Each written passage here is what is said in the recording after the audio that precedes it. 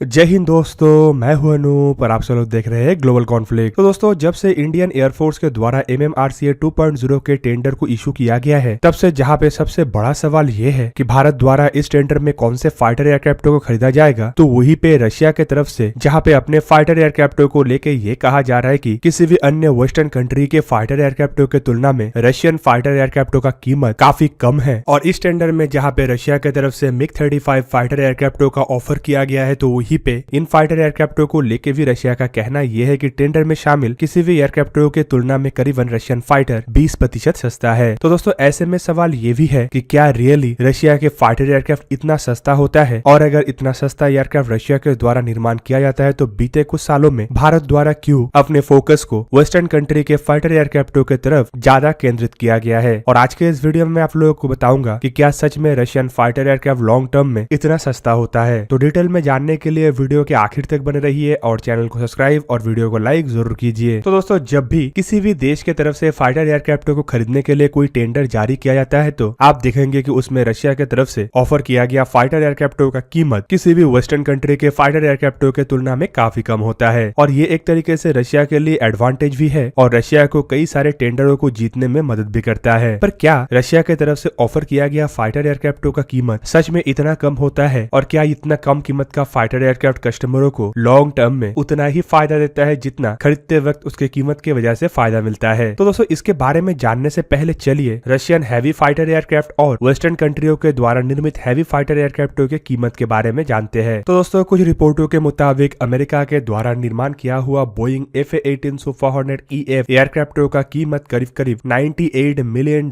Per unit है। मतलब हर एक ऐसे एयरक्राफ्टों को खरीदने के लिए किसी भी कस्टमर देश को करीबन $98 मिलियन खर्चा करना पड़ेगा। वहीं पे अगर बोइंग के द्वारा ही निर्मित और एक भारी वजन के एयरक्राफ्ट मतलब F-15E स्ट्राइक ईगल के प्राइस को देखा जाए, तो आपको पता चलेगा कि इसके अलग अलग स्पेसिफिकेशन और कॉन्फ़िगरेशन के ऊपर डिपेंड करके अलग अलग एयरक्राफ्टों का कीमत $110 मिलियन से लेके $130 मिलियन तक हो सकता है। जबकि इसके कंपैरिजन में अगर रशिया के हैवी वेट के फाइटर एयरक्राफ्ट जैसे कि सुखोई 30 या फिर सुखोई 35 को सामने रखा जाए, तो आपको पता चलेगा कि रशिया के द्वारा निर्मित सुखोई Su-30 MK जैसे फाइटर एयरक्राफ्टों का कीमत 60 से 70 मिलियन जबकि सुखोई 35S फाइटर एयरक्राफ्टों का कीमत करीब करीब $75 मिलियन के आसपास हो सकता है। मतलब इवन रिलेटिवली इससे हल्का फाइटर एयरक्राफ्ट मतलब FA-18 का कीमत रशिया के द्वारा निर्मित हैवी वजन के एयरक्राफ्टों के तुलना में भी काफी अधिक है। जबकि अगर सुखोई 30 और F-15 जैसे फाइटर एयरक्राफ्टों को कंपेयर किया जाए, तो आपको पता चलेगा कि एक F-15E एयरक्राफ्ट के कीमत में किसी भी कस्टमर देश को 2 सुखोई 30 MK जैसे फाइटर एयरक्राफ्ट मिल सकता है। दोस्तों, रशियन मेड इन फाइटर एयरक्राफ्टों का कीमत अमेरिका के द्वारा निर्मित फाइटर एयरक्राफ्टों के तुलना में सस्ता होने के बावजूद रशिया को एक जगह में बहुत बड़ा मुश्किलों का सामना करना पड़ता है, और वो है एयरक्राफ्ट के लाइफ स्पैन। मतलब किसी भी देश के द्वारा रशिया के द्वारा निर्मित इन फाइटर एयरक्राफ्टों को कितने लंबे समय तक इस्तेमाल किया जा सकता है। रिलेटिवली रशिया के इन फाइटर एयरक्राफ्ट अमेरिका के फाइटर एयरक्राफ्टों के तुलना में काफी कम समय तक ऑपरेट हो सकता है। मतलब इसका लाइफ स्पैन अमेरिकी फाइटर एयरक्राफ्टों के तुलना में काफी कम है। कुछ रिपोर्टों के मुताबिक अमेरिका के द्वारा निर्मित बोइंग F-15EX या फिर FA-18 सुपर-हॉर्नेट जैसे फाइटर एयरक्राफ्ट करीबन 8000 घंटा तक फ्लाई कर सकता है, और अगर इसे तय समय पे ओवरहॉल या फिर अपग्रेड किया जाता है, तो कम से कम ये 10,000 फ्लाइंग आवर तक आसानी से ऑपरेट हो सकता है। दूसरी तरफ अगर अमेरिकी फाइटर एयरक्राफ्टों के तुलना में रशियन एयरक्राफ्टों के लाइफ स्पैन को देखा जाए, तो आपको पता चलेगा कि एक सुखोई 30 MK जैसे फाइटर एयरक्राफ्ट करीब करीब 3000 फ्लाइंग आवर तक ऑपरेट हो सकता है, और इसे अगर अपग्रेड किया जाता है तो ये कम से कम 4000 फ्लाइंग आवर तक ऑपरेट हो सकता है। जबकि सुखोई 35 इससे थोड़ा अधिक समय तक ऑपरेट होने वाले फाइटर एयरक्राफ्ट है, और इसका लाइफ स्पैन करीब करीब 6000 फ्लाइंग आवर तक है। मतलब एक F-15 या FA-18 जैसे एयरक्राफ्ट एक रशियन एयरक्राफ्ट के तुलना में करीबन दुगने समय तक इस्तेमाल हो सकता है। मतलब यहाँ पे एक अमेरिकी फाइटर एयरक्राफ्टों की कीमत में अगर 2 रशियन एयरक्राफ्टों को खरीदा जाता है, तो वो 2 एयरक्राफ्ट जितने समय तक ऑपरेट हो सकता है उतने समय तक अमेरिका के एक एयरक्राफ्ट ऑपरेट हो सकता है। इवन दोस्तों, खाली इतना नहीं बल्कि रशिया के फाइटर एयरक्राफ्टों के और एक ड्रॉबैक्स इसके फ्लाइंग कॉस्ट है। मतलब एयरक्राफ्टों को 1 घंटे तक फ्लाई करने के लिए किसी भी कस्टमर देश को कितना खर्चा करना पड़ सकता है। दोस्तों, रिपोर्टों के मुताबिक अमेरिकी F-15C जैसे फाइटर एयरक्राफ्टों को 1 घंटा तक फ्लाई करने के लिए कम से कम $41,921 का खर्चा होता है। जबकि वहीं पे अगर सुखोई 30 जैसे फाइटर एयरक्राफ्टों को कंपेयर किया जाए, तो इसका फ्लाइंग कॉस्ट $40,000 से $45,000 पर आवर तक है। और ये एक तरीके से आप लोगों को लग सकता है कि लगभग एक ही बराबर है, पर अगर पहले बताए हुए तथ्य मतलब एयरक्राफ्टों के एयरफ्रेम के लाइफ स्पैन के साथ इसे कंपेयर किया जाए तो ये सुखोई 30 के लिए एक बहुत बड़ा ड्रॉबैक्स है। और दोस्तों खाली ये सुखोई 30 के लिए नहीं बल्कि लगभग ऐसे ड्रॉबैक रशिया के द्वारा निर्मित हर एक फाइटर एयरक्राफ्टों के लिए है। पर रशियन एयरक्राफ्टों के सबसे बड़ा बेनिफिट इसमें इस्तेमाल होने वाले इंजन को लेके है। रशिया के सुखोई 30 हो या सुखोई 35 हो, इनमें 3D थ्रस्ट वेक्टरिंग इंजनों का इस्तेमाल किया गया है। और दोस्तों ऐसे इंजन एयरक्राफ्टों के मैनेवरेबिलिटी को काफी बढ़ा देता है। पर कुछ रिपोर्टों के मुताबिक ऐसे आधुनिक और ज्यादा क्रिटिकल इंजनों के इस्तेमाल होने के वजह से इन एयरक्राफ्टों के इंजनों को पर 500 आवर में ओवरऑल करने का आवश्यकता होता है। और ऐसे में अगर इन इंजनों के स्पेयर पार्ट्स के सप्लाई को लेके कोई भी मुश्किल आता है तो एयरक्राफ्ट फ्लाई के बाद एक तरीके से नॉन फ्लाइंग ऑब्जेक्ट बन के रह जाएगा। हैवी फाइटर एयरक्राफ्ट से बाहर निकल के अगर लाइट वेट फाइटर एयरक्राफ्टों को कंपेयर किया जाए तो आपको पता चलेगा कि रशिया के द्वारा लाइट कैटेगरी के MiG-29 SMT जैसे फाइटर एयरक्राफ्टों के करंट कीमत करीब करीब $45 मिलियन